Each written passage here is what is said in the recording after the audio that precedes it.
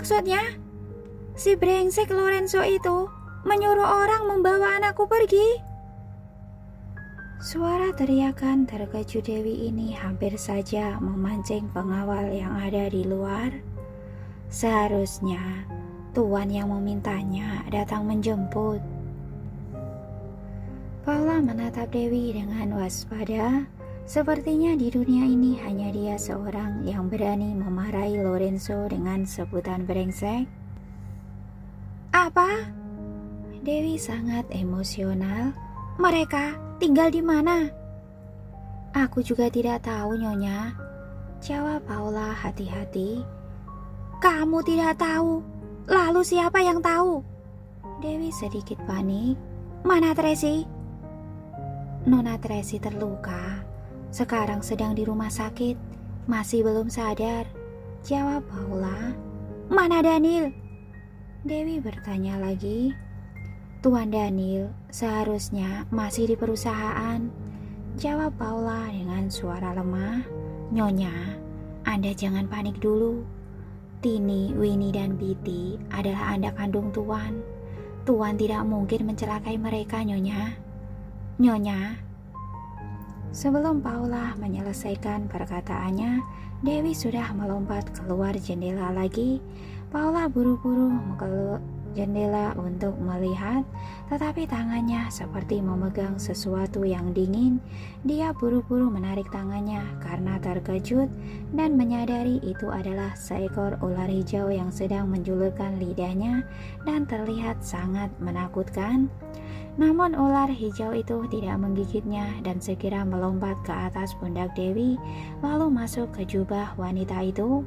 Dewi memasuki hutan dan menghilang dengan cepat, entah pergi kemana.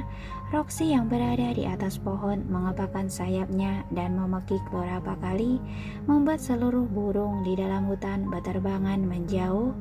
Paula merasa sedikit tidak tenang. Dia takut Dewi akan pergi mencari Tracy, lalu segera mengambil ponsel dan bersiap menelpon Naomi. Tetapi pada saat ini Naomi juga menghubunginya. Ada apa? Tadi suaramu terdengar aneh. Apa yang terjadi? Tadi Dabib Dewa datang, ujar Paula buru-buru menjelaskan. Dia sedang marah karena tahu Tini, Winnie, dan Betty dibawa pergi oleh orang suruhan Tuan. Entah apakah dia akan mencari Nona Tracy atau tidak. Tidak mungkin sampai begitu. Menurutku Tabib Dewa sangat rasional. Meski berkata begitu, Naomi tetap segera menutup jendela. Tapi memang lebih baik berhati-hati. Iya, jagalah Nona Tracy dengan baik. Setelah mematikan telepon, Naomi segera memberitahukan berita ini pada Daniel. Dia mengatakan Tabib Dewa baru saja ke villa sisi utara dan sudah tahu Tini, Winnie, dan Betty dijemput oleh Lorenzo. Sekarang sedang marah besar. Saat Daniel mendengar kabar ini, mobilnya baru saja memasuki gedung Skywheel. Winnie bergegas datang bersama petugas keamanan, membantunya membuka pintu mobil dan membawakan kursi roda. Di dalam lift, Winnie dan beberapa staf senior sedang membahas urusan perusahaan pada Daniel. Daniel langsung mengatur strategi perusahaan dengan tegas, juga memberitahu mereka untuk menolak semua wawancara media pada saat ini. Tunggu sampai perusahaan benar-benar stabil. Usia Direktur Tony sudah lanjut, kondisi tubuhnya kurang baik, tetapi tetap harus bekerja di perusahaan. Daniel merasa sangat bersalah. Ia bisa melihat Direktur Tony sedang memaksakan diri, maka ia segera mengambil kembali tanggung jawab dan mulai mengurus perusahaan. Begitu Daniel kembali, semuanya hampir berjalan dengan lancar. Ini membuat staf senior dan dewan direksi memujinya. Meski memiliki wajah yang sama, versi Daniel yang sesungguhnya tetaplah berbeda. Tidak ada yang bisa menggantikan kehebatan strategi dan kemampuannya dalam mengendalikan segala hal. Saat Daniel sibuk di perusahaan, Winnie datang menemuinya sambil membawa ponsel. Presiden Daniel, telepon dari Nona Friska. Minta dia untuk langsung datang, ujar Daniel tanpa mengangkat kepalanya. Baik, Winnie segera menyampaikan pesannya. Segera Friska datang bersama dua pengawal wanita. Dia juga membawa dokumen tebal di tangannya. Winnie sudah menyiapkan kopi lalu keluar bersama dengan yang lainnya. Akhirnya Daniel mengangkat kepalanya dan menatap Friska. "Duduklah." "Terima kasih." Friska duduk di hadapannya dan begitu menatapnya, ia sudah tidak bisa mengalihkan pandangannya. Tadi Daniel tidak terlalu mempedulikannya saat di ruang rapat dan sekarang barulah mereka bertemu secara formal. Meski beberapa waktu ini dia berhubungan dengan orang yang berwajah sama, hanya saat bersama Daniel dia baru bisa merasakan rasa kagum dan cinta seperti sebelumnya. Namun semuanya sudah berbeda dan tidak bisa kembali lagi seperti semula. "Urusan di kantor polisi sudah selesai?" tanya Daniel sambil tersenyum. Friska mengangguk dan berkata datar. "Selama 4 jam lebih, yang harus dan bisa dikatakan sudah dikatakan semuanya. Semua bukti juga sudah diberikan. Pengacaraku memberitahuku, jika semua masalah ini sudah bisa dibuktikan, maka ayahku tidak akan bisa keluar dari penjara seumur hidup." "Apa menyesal?" tanya Daniel. "Tidak." Friska tersenyum mencibir. "Aku sangat gembira melihat sosoknya yang sangat menyedihkan itu. Aku berencana kembali ke Seoul untuk mengunjungi makam ibuku. Jika di alam sana ibuku mendengar berita ini, dia pasti akan sangat gembira." Daniel terdiam saat mendengar perkataan ini dan lebih kurang bisa membayangkan hal apa yang dialami Friska beberapa waktu ini. Seharusnya dia benar-benar sangat membenci ayahnya hingga bisa memiliki pemikiran seperti ini. Sebenarnya dia sudah bisa menebak semua ini. "Presiden Daniel, apa bisa menepati janji Anda sebelumnya?" tanya Friska pelan. "Tentu saja." Daniel menarik sudut bibirnya. "Aku pernah mengatakan, jika ayahmu membuat masalah di grup Wellens dan kamu membantuku dengan memberikan kesaksian terkait ayahmu, maka aku tidak akan menyulitkan grup Daengnam, bahkan akan membantumu menduduki posisi presiden. Sebenarnya, jika ayahku sudah tidak ada, aku pasti tetap akan mendapatkan posisi itu. Kakakku tidak akan sanggup bersaing denganku." Friska tersenyum tipis. "Aku hanya ingin Anda menjamin untuk tidak menyulitkan grup Daengnam saja." "Aku pasti akan menepati janjiku," ujar Daniel. "Jika begitu, terima kasih banyak." Friska menundukkan kepalanya untuk berterima kasih lalu bertanya lagi. "Oh ya, itu..."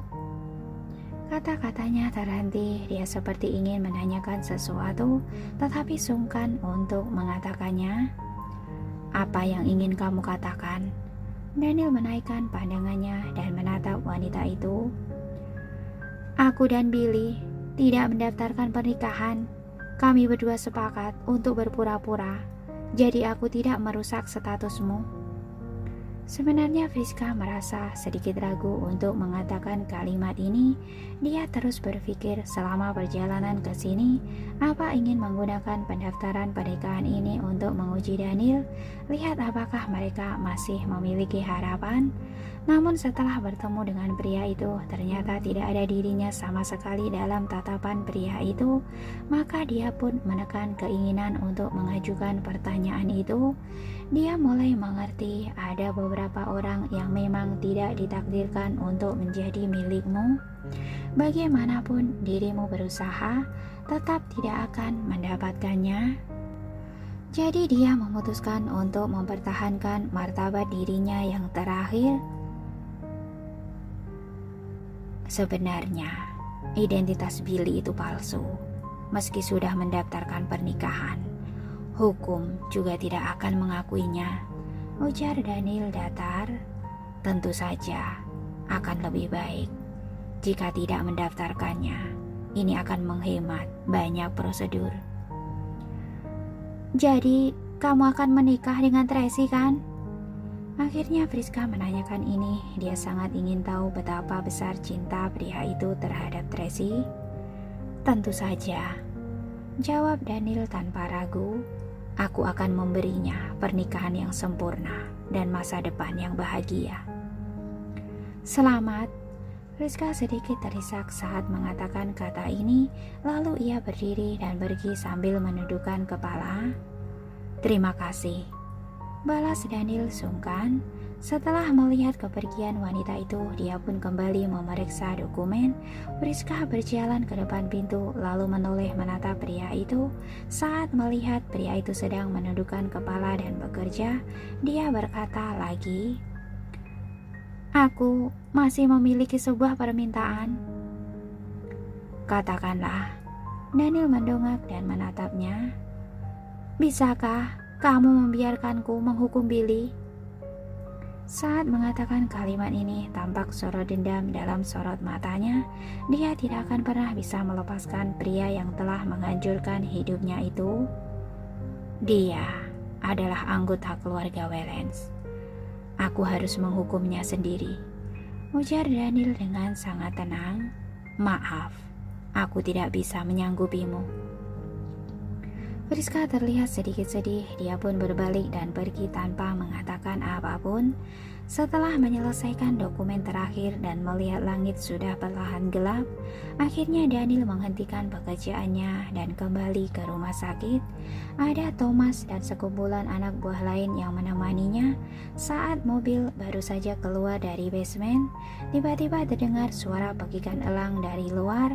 Dia menengadah untuk melihat keluar jendela dan tahu sosok itu telah datang. Suara apa itu? Satpam yang ada di pintu depan pun terkejut. Daerah ini adalah pusat kota, bagaimana mungkin terdengar suara hewan? Sepertinya elang. Semua orang ketakutan saat mendengarnya. Bagaimanapun belakangan ini sering terjadi hal aneh di grup Wellens. Jalan, ujar Daniel memberi perintah dengan tenang. Baik. Hartono mengemudikan mobil keluar. Thomas bertanya dengan suara kecil, apakah tabib dewa yang datang? Daniel menganggukkan kepala lalu memberi perintah. Kamu pergilah siapkan uang tunai sebesar 10 miliar. Lalu temui aku nanti. Baik. Thomas turun dari mobil dan membawa 2 pengawal untuk pergi ke bank. Saat Hartono bersiap melanjutkan mengemudi, seekor burung hering menukik masuk ke jendela dan menabrak setir. Hartono yang terkejut segera menginjak rem dan mengusir burung hering itu. Pada detik berikutnya, sesosok mungil menyusup ke dalam mobil dan duduk di sebelah Daniel. Dia mengayunkan tangan kecilnya dan sebuah pisau sudah mengenai leher pria itu. Presiden Daniel, baru berlalu beberapa waktu, tapi sepertinya kamu sudah melupakanku. Aku tidak berani. Daniel tersenyum. Kamu adalah penyelamatku, sosok yang berjasa untukku. Bagaimana mungkin aku melupakanmu? Mana uangku? Dewi berteriak sambil menaikkan alisnya. Jika aku tidak memintanya darimu, apa kamu tidak akan berinisiatif memberikannya? Bagaimana mungkin? Daniel berkata dengan sabar. Jumlah uangnya begitu besar, membutuhkan sedikit waktu untuk menyiapkannya. Lagi pula sekarang bank sudah tutup. Dewi melihat langit di luar jendela yang sudah gelap. Dia juga menyetujui perkataan Daniel ini, tapi dia segera kembali waspada. Lalu, kapan kamu memberikan uangnya padaku? Tadi aku sudah minta anak buahku untuk mengambilnya. Dia akan segera menemuiku dengan membawa uang itu. Daniel memandangnya sambil tersenyum. Kamu tenang saja, aku pasti akan memberikan uang yang harus diberikan padamu. Baguslah jika begitu. Dewi menyimpan pisau dan berkata penuh emosional. Si Lorenzo brengsek itu membawa pergi anakku. Kamu bertanggung jawab untuk membawa mereka kembali. Hah? Daniel mengenyitkan alisnya. Ini namanya kamu menyulitkanku. tidak mudah merebut orang dari tangan Lorenzo. Aku tidak peduli. Dewi langsung memaksa, jika kamu tidak membantuku menjemput anakku kembali, aku tidak akan mengobatimu lagi. Biar saja kamu cacat seperti ini seumur hidupmu. Daniel tidak berdaya, dia tahu wanita itu benar-benar akan melakukannya. Ku beri waktu sehari. Dewi langsung memberi perintah. Besok, pada saat seperti ini, aku harus bertemu dengan anakku. Baiklah, aku akan memikirkan caranya. Daniel hanya bisa berusaha menundanya, tapi sepertinya waktu selama sehari itu terlalu mendesak. Berilah sedikit waktu. Tabib Dewa, kamu tidak mengerti. Jika menunda terlalu lama, si brengsek itu akan menemukanku. Saat berbicara, Dewi mengawasi luar jendela dengan waspada. Wajahnya terlihat cemas. Dia benar-benar menghila. Demi menangkapku, dia sampai tidak mengurus perusahaan dan sengaja datang ke kota Bunaken. Kamu tenang saja, ada aku. Dia tidak akan bisa menemukanmu. Daniel tersenyum. Aku sudah menyiapkan tempat tinggal untukmu. Kamu tinggal saja di sana untuk sementara waktu. Setelah aku menjemput anak-anakmu, kamu akan berkumpul lagi dengan mereka. Benarkah? Dewi sangat gembira. Kamu tidak membohongiku kan? Nyawaku ada di tanganmu. Apa aku berani membohongimu? Ujar Daniel balik bertanya. Benar juga. Dewi menganggukkan kepalanya penuh percaya diri. Kamu berikan uangnya padaku dulu. Setelah melihat uangnya, aku baru akan mengobatimu. Sedang dipersiapkan, akan segera diberikan padamu. Daniel sedikit tidak berdaya. Kenapa semua wanita di dunia ini begitu menyukai uang? Dia teringat sikap Tracy juga seperti ini dulu, melakukan apapun agar bisa memaksanya menghasilkan uang. Iring-iringan mobil berhenti di kaki gunung Bukit Haruna. Thomas membawa uang tunai sebesar 10 miliar dan meletakkannya di dalam koper berwarna perak dengan rapi. Dewi membuka koper itu dan mulai menghitung dengan serius. Tetapi tidak berapa lama dia mulai menggaruk kepalanya dengan pusing. Begitu banyak, aku tidak bisa menghitungnya. Sangat merepotkan. Dia menoleh dan berteriak pada Daniel. Kamu tidak membohongiku kan? Semua ini adalah setengah hartamu. Kamu akan tahu setelah menghitungnya. Daniel tidak langsung menjawabnya. Jika tidak cukup, aku akan menyuruh orang untuk mengambilnya lagi. Aku malas menghitungnya. Simpan dulu saja. Dewi sudah sangat gembira saat melihat uang yang begitu banyak. Begitu banyak uang, sudah cukup untuk kugunakan bersama anakku seumur hidup ini. Hahaha. Tampak senyum samar di wajah Daniel saat melihat wanita itu tertawa begitu gembira. Tidak dibayangkan bagaimana sosok dingin seperti Lorenzo bisa dibuat luluh oleh si monster cilik ini. Semua uang ini adalah milikku. Semuanya milikku. Dewi memeluk koper itu dengan erat, tetapi koper itu terlalu besar untuk sepasang tangannya. Iya, semuanya milikmu. Tidak ada orang yang akan merebutnya darimu. Daniel menatapnya sambil tersenyum. Mobil itu juga untukmu. Masukkanlah uang itu ke dalam mobil dan bawalah. Daniel menunjuk ke arah Thomas.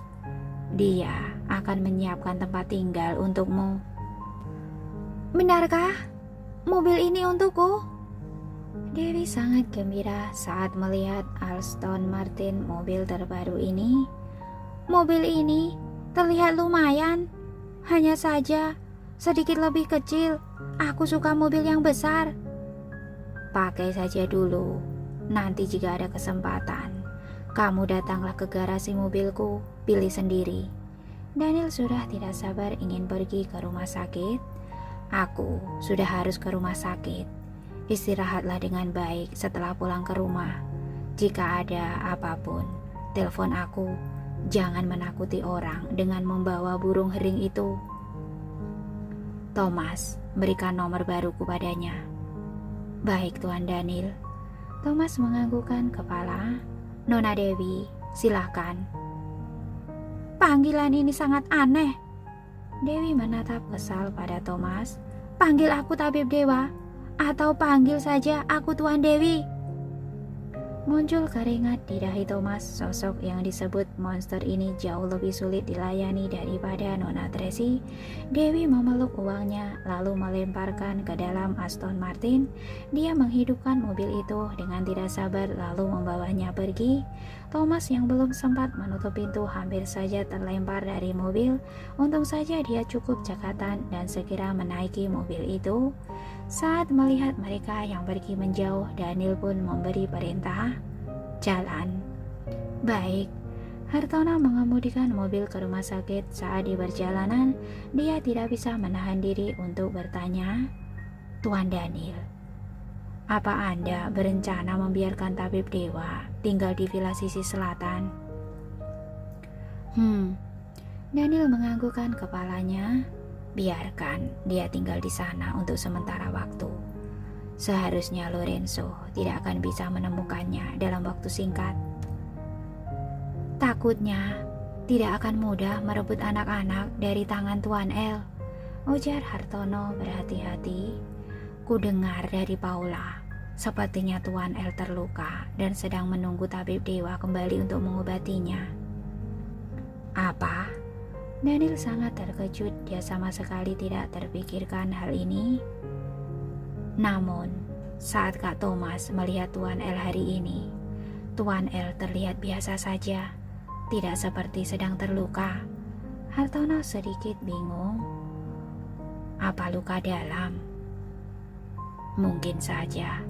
Daniel sedang mempertimbangkan jika El benar-benar terluka. Takutnya hal ini akan sangat sulit untuk diselesaikan. Dengan kondisinya saat ini, setidaknya membutuhkan pengobatan selama sebulan, barulah bisa pulih. El tidak mungkin akan membiarkan Tabib Dewa tinggal di kota Bunaken begitu lama. Daniel merasa sangat bingung saat memikirkan hal ini. Semua masalah di dunia ini mudah diselesaikan kecuali merebut sesuatu dari tangan Lorenzo. Namun Daniel tahu mungkin hanya Tracy yang bisa menyelesaikan masalah ini. Bagaimanapun sedikit banyak Lorenzo akan mendengarkan adiknya itu, meski tetap akan menyimpan kekesalan pada Daniel, adik iparnya.